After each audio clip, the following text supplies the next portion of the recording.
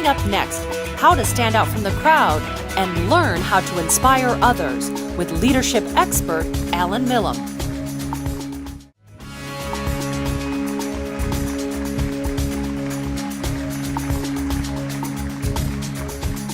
Do you ever wonder who's in charge these days? In fact, in the world today, as companies close and businesses change, who in fact is the boss? Well, there's an opportunity out there. My guest today, Allan Milham, is here to talk about leadership and his expertise in that area. Allan, welcome. Oh, thank you. It's great to be here.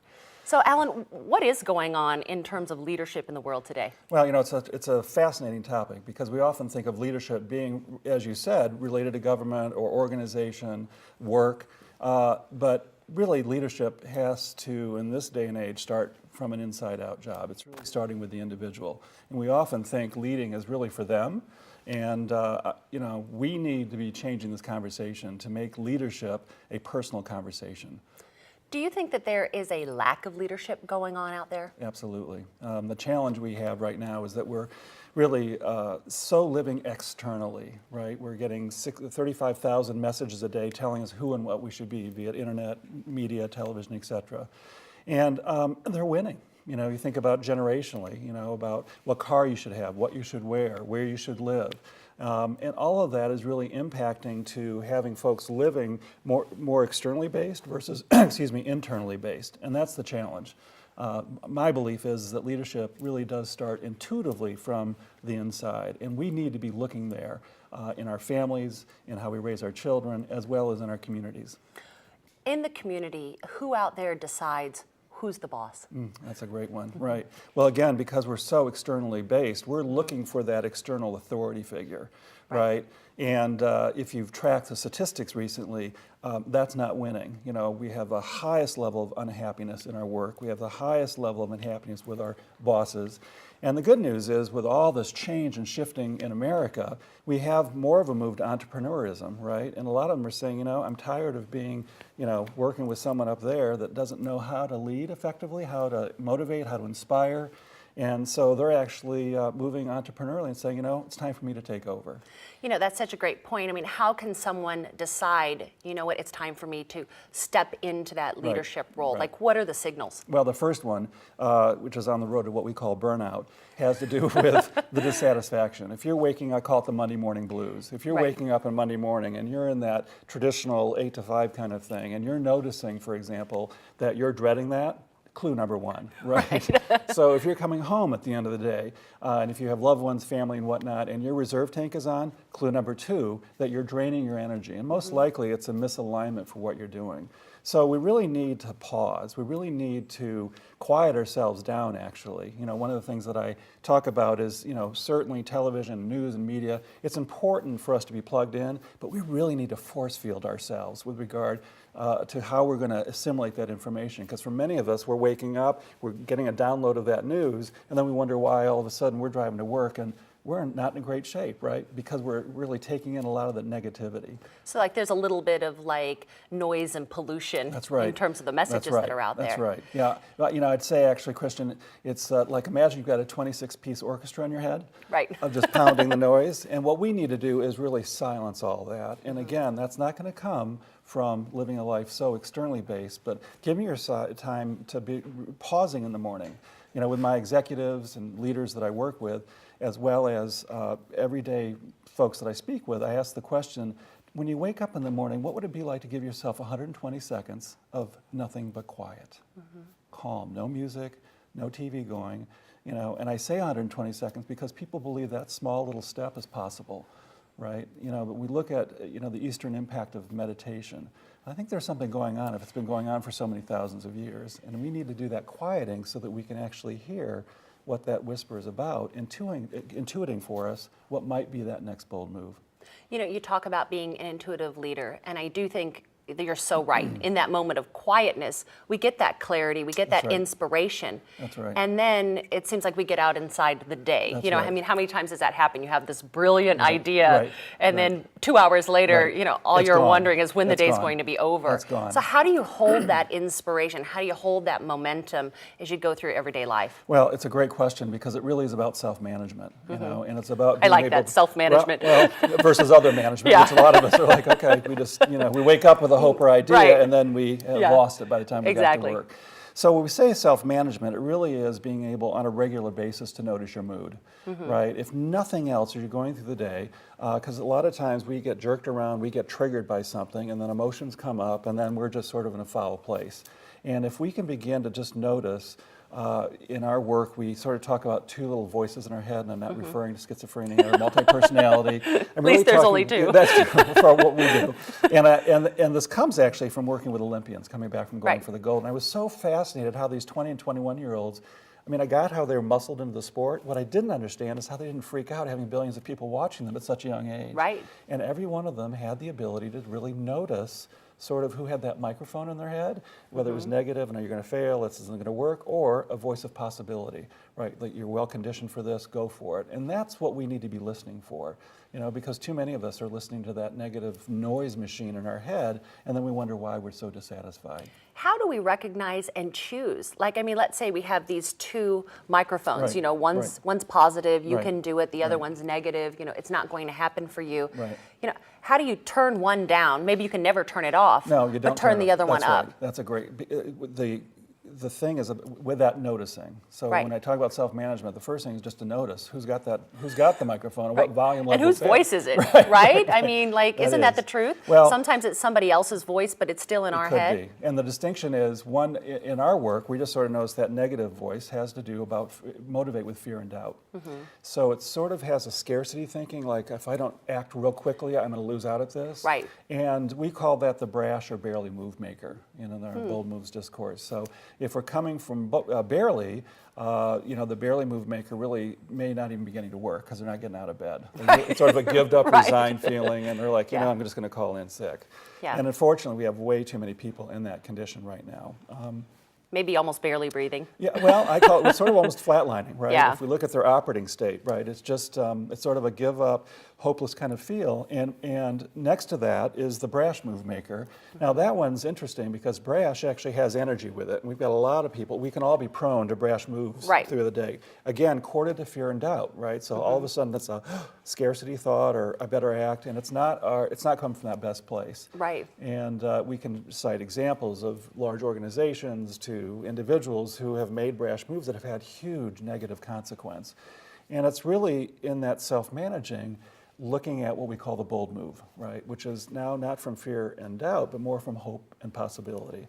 And it's a mindset. And again, we can all stumble a little bit, but if we can notice and then recalibrate, and again, it's in that pausing. Take a time out. If you get triggered by something in your work or whatever, you know, get outside, walk around for a moment, recalibrate, because you get to be a choice. But if we're not noticing, there's no choice. Absolutely. Allan, tell me a little bit about your background. It's absolutely fascinating.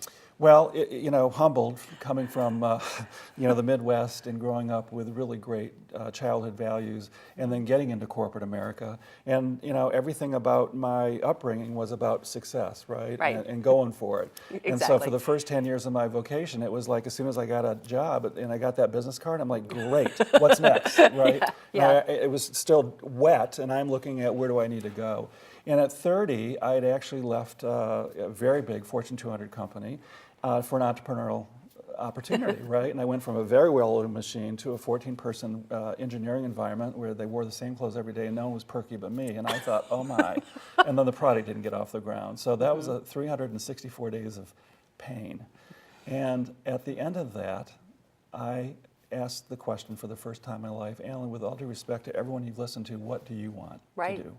And that really set the new path for me into the work that I do today as an executive coach, as a strategist, and really helping individuals. So, you know, I was the one at 12 where my brother was going to be in sales, and Scott was going to be a mechanic, and Ann was going to be a nurse, and I'm like, how do you know that? Like, I didn't get the chip.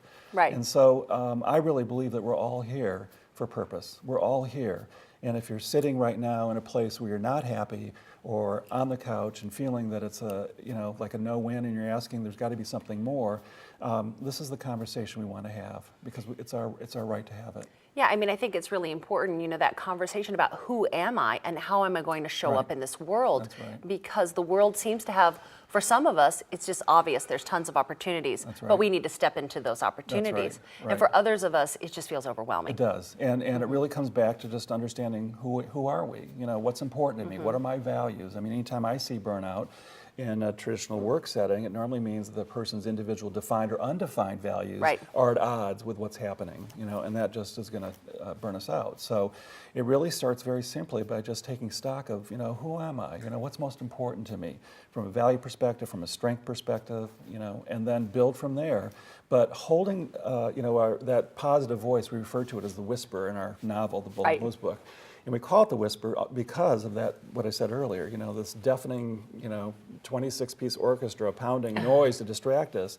And that intuitive message often comes in very quietly. And we need to calm down to be able to hear that and then pay attention to it and to seed it and to nurture it. Yeah. So tell me a little bit about the book. Well, it's a very interesting book. We, as you can imagine, it really is three things in one. It is a novel about a visionary CEO who's the head of a global thrills entertainment company, very successful, and he's really looking to say, how do I where's my next bold move leader? You know, where am I going to find that person? And through a series of his experiences, he ends up hiring a professional coach, and he gets interviewed in a way that he says, I do this kind of interviewing. You know, people don't talk to me this way. And he hires this coach, and the coach says, you know, this will be great, but I'm going to send you something by FedEx, and you need to read it. And again, he's like, people don't tell me what to do, but I'm in. And it's a fable. And it's a journey about three little tadpoles named Jump, Croak, and Plop. And it's Jump's journey from the marsh into the human world. And we did that in a way so that readers could be engaged, understand, because a lot of people relate to the coach, and then all of a sudden they're relating to the tadpole Jump. And it's really a beautiful messaging about the possibility and the hope and the journey of moving forward. And then for our Type A readers, we have the reader log. So we actually pull the points out. Notes. Exactly. So boom, boom, boom, if you just need to capture that. So it's sort of a 3-in-1 book. Right. And it's had a lot of success and a lot of fun because of the fact that it's really very, very different kind of read. It's certainly not a textbook. Absolutely. You know, Allan, you are truly an expert on leadership. Let's talk about leaders throughout history. I mean, there's lots of different types of leaders out there. Right. What are your insights on that? Well, you know, if we go all the way back to the beginning, and I'm certainly not a historian, but we think about the monarchy, we think about old governments, we think about military rule, right? And we think about leadership through those lenses, you know, very defined kind of leadership. And that model for most of us today is retired, right? And I think in 2013 and moving forward, we need to be looking at a leadership where we can feel we can be a part of, that we can be engaged with, that we can have a piece of. And it's not that it's out there waiting for someone to come and tap us, but it's actually us looking in the mirror and saying, you know what, it's my turn. I want to move forward. So it's a more collaborative. Certainly we need healthy competition, but it also has a healthier ego, right? Where I was talking about the hope and possibility. So it's not that command and control kind of leadership. You know, as I listen to you, I think, God, we live in such exciting times. You know, we don't have to be born into being the king or the queen. That's right. You know, we don't need to use our cavalry swords and our horse, you know, to take over an empire. Yeah. You know, we don't even necessarily have to be elected now to be a leader, because what's happening is that people are showing up as leaders through just showing up. That's right. And I don't know of any other time in history where this type of climate exists. Well, I think we are at a ripe time and a critical time, because if we wait much longer, I think that there are going to be bigger consequences. Right. And I think we can't outsource leadership. We have to make it a personal conversation. We have to be able just in our own quiet time to say, you know, really, what is it that I want? Where's the difference that I want to make? How can I improve my path of meaningfulness and purposefulness and move it forward? And I really think it is critical that we begin to have that conversation. We need to have it with children, you know, for this next generation. I mean, what does this mean to someone who's sitting at home and thinking, I see an opportunity? What's someone going to do about it? I mean, what's really going on in terms of leadership and everyday people? Well, the first piece is the mood. You know, is the mindset one where you're actually looking at it from a place of hopelessness or fear or are you looking at it from a place of possibility? And I think that we have to first sort of take stock of what's most, where are we? What's our set point right now? And what's that one small action you could take? What's the one thing that could move you forward? Because I think, as you said earlier, we tend to see, particularly with careers, this fast-moving stream, and how do I even play in this new technology and social media, and I don't even know how to engage in it. So we need to break it down so it feels more possible. I also believe it's a team sport. I really don't believe that we are meant to be lone rangers in this conversation. So who can support you? If you had 3 or 4 advisors that were able to come together, that care about you, trust you, want to be able to, be in a conversation with you, get into that, right? Have a board of advisors, non-paying, but ask if you, to be able to be in a conversation of saying, here's what I'm thinking about. What do you think?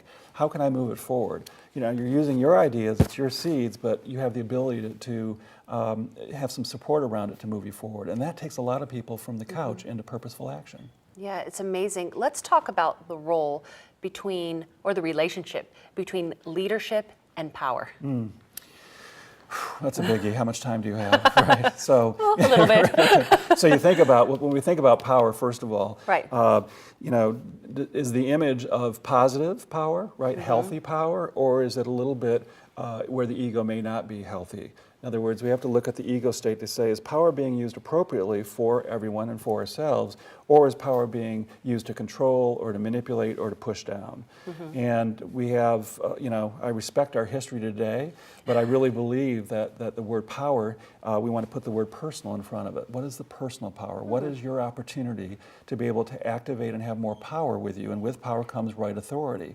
So with that authority, what does that grant you? How do you move that forward? Because when we disbelieve, that sort of personal power goes down and dissipates.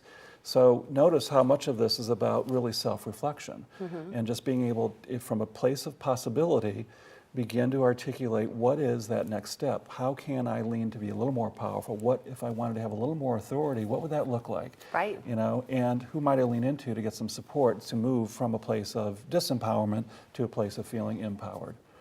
So what does intuitive leadership look like or feel like? Yeah, we want to make sure we don't get into the airy-fairy conversation here, right? So intuitive, think about it. Intuition has been a part of us for thousands of years. Right. And many an idea have been birthed by people having the faith to really listen to that intuitive message and then to birth it. Organizations. I think, Stephen Jobs with all, and his amazing work that that all stem from a very powerful intuitive base. And we all have that. Again, we tend to sort of think, oh, you're intuitive, so, well, no wonder you have what you have, right? It's like, no, we all have that skill, we just have to develop it. So it really starts, again, by being able to calm the noise, listen internally, and have a logbook, right? Just start, if you do nothing else, just log that. If you can have that 120 seconds and you can capture one phrase, what would that phrase be? And just don't analyze it, don't edit it, and do that for 30 days, and I will promise you, you'll have some amazing clues there that will be able to move you forward with what's most important. So many successful people do that practice. They write everything down in a journal, and it's fascinating because I've even found that in my own practice. Like, there's that inner voice inside of us that speaks to us about what to do next, especially if we create a dialogue. Like, we ask actually ourselves, what's next for me? That's right. And we get an answer. It's fascinating how well that works. Yeah. And there's a gentleman in the bonds industry, and phenomenally successful, and people began looking to say, how is his accuracy about future bonds so amazing, right? And when they went in to look, because of his success, he had a corner office, but then he also had, the pit in the middle of the room. And in his office were no computers, no fluorescent lights. It was a couch, a chair, and a table. And he went in there 4 to 5 times a week for 20, 25 minutes, unplugged. Yeah. And I asked the question, wow, how much of that practice contributed to the phenomenal success he had by being able to really think about where the market's going? So we can look at a big executive like that, but I would ask you, does not every human have that possibility to begin just to, from wherever you're sitting right now, what's being said that's giving you hope and possibility? How do we move it forward? Do you think it's important, whether it's in your home or in your business, to create that quiet space? Absolutely. Oh my gosh. And what does that look like? Well, it doesn't, I'm not talking about creating little, yoga studios with, right? But it is about being able just to unplug. So if you're in a work environment which is public, take a break and just walk around outside. Get out of the building. Right. If you have the ability to take some deep breaths. Totally. A lot of it is, with practice, and a lot of practices out there talk about the power of breath work. Yeah. And sort of we tend to be chest breathing, Yeah. Okay, what's next? What are we going to do? Okay, let's go. And then we wonder why that red light's on as we're driving home. So it really is about taking those little breaks. And as I said, looking at your mindset, check your mood. If all of a sudden you've got some noise in there, what happened? And move it to the side, right? And so that you can be more purposeful, re-energized, and move back. We need to replenish more. I mean, you've seen the statistics and how we're not taking vacation time. Right. Billions of dollars, right? Because we're fear of, my job won't be there when I get back. I might miss something. Yeah. And we need to believe that we can have those small breaks to re-energize ourselves, to be more on point for what we're doing, and have more energy at the end of the day coming home. Share with us some of the statistics. I mean, there's a lot of hard facts about exactly what you're talking about. Right. Well, I'm cautious because it always takes me a little bit into fear and doubt when I say them, but I think it's important. Don't be frightened. Force field yourself. That's right. So it bounces off you. Right. But when we look at, we look at how we're medicating ourselves. I think, sort of medicate is such a fascinating word because if you flip out one letter, you have meditate. Right, and I always never thought of that. I've always sort of been intrigued with how medicate and meditate are so, one little letter away. Different levels of calmness. Totally. But we have, I think 1 in 4, 1 in 5 adults now is on some kind of prescription drug, anti-anxiety and anti-depression drug, all-time high, even down to our children. We're just really medicating, and we want to, we have to respect that from one perspective, but also, are we patching, band-aiding ourselves with certain issues that we can actually correct by having more stillness, by having more mindfulness, by having more calm to give us more centeredness in our life. So, the unhappiness statistics with regard to our general lives, to our unhappiness at work. I just don't think the answer is really out there. I think, we've done our best, and here we are with amazing resources, amazing technology, and why are we so unhappy, right? And I think that we really need to come back home. We need to come back to ourselves and really take a hard break at it. When 9/11 happened, I had a couple clients who just said, that's it for me. We are moving to Montana, right? I mean, they just felt, because they both were playing a very big game, an important one, but they realized that the cost of it was actually causing them to build something that required so much external focus. And I think for every one that may have moved and simplified their lives and come back to family or whatever, I think another 9 may have thought about it, but then went right back to work. So I don't want to wait for another external event. I really think this is very possible right now. And, it just starts with one small action. Allan, as a leadership expert, what would you say directly to the young leaders of tomorrow? The one thing. Well, the whole discourse here is really about having that young leader being able to know who he or she is, and to have the confidence and the faith in themselves to know that they are here with perfect purpose. The career today is going to move, for most young people, they're going to have multiple careers, right? It's a very, very different backdrop than a generation ago. And so I think for our young generation, it's about really understanding who they are from a value base, what they believe in, and then to have, and to build that internal base so that they can lead from there. And force field what comes in, right? Force field how much of you accept the messaging, so it's running, so that you're running your own value system and not compromising that from maybe those external messages that are coming from you from the outside. Absolutely. Allan Milham, thank you so much for being here and giving us some amazing and insightful ideas about leadership. Thank you. That's great.